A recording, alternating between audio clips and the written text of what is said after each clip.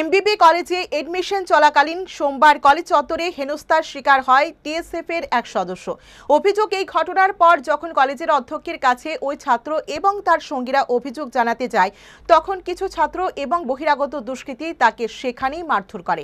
ঘটনায় মারাত্মকভাবে আহত হয় ওই ছাত্র। পরে তাকে হাসপাতালে পাঠানো হয়।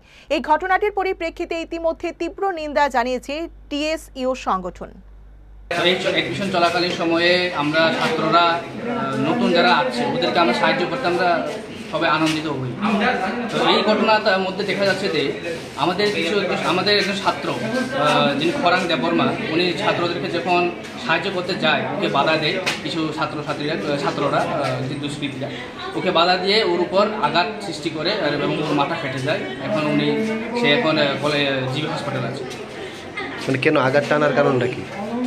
আঘাতটা বলতে গেলে এটাই যে ছাত্রদেরকে শুধু একটা পক্ষের মানুষ শুধু সাহায্য করবে, দ্বিপক্ষে করতে পারবে না। এখানে একটা এই ধরনের ঘটনাটা এই কলেজের মধ্যে, এই রাজধানীর বুকে শহরে কলেজ, এখানে এই ধরনের ঘটনা ঘটে গেছে। তো এটা আমরা তীব্র নিন্দা জানাই।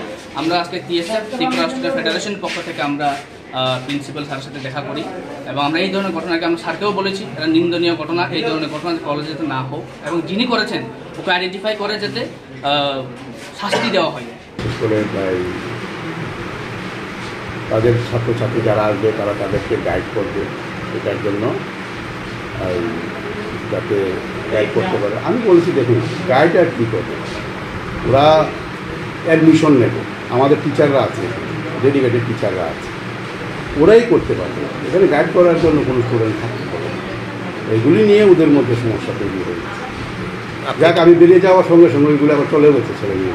আচ্ছা, আপনি কি পুরো বিষয়টা জানেন কি, মানে কে আহত হয়েছে, কি হয়েছে? না, আমার কাছে এখনো কমপ্লেন আসেনি।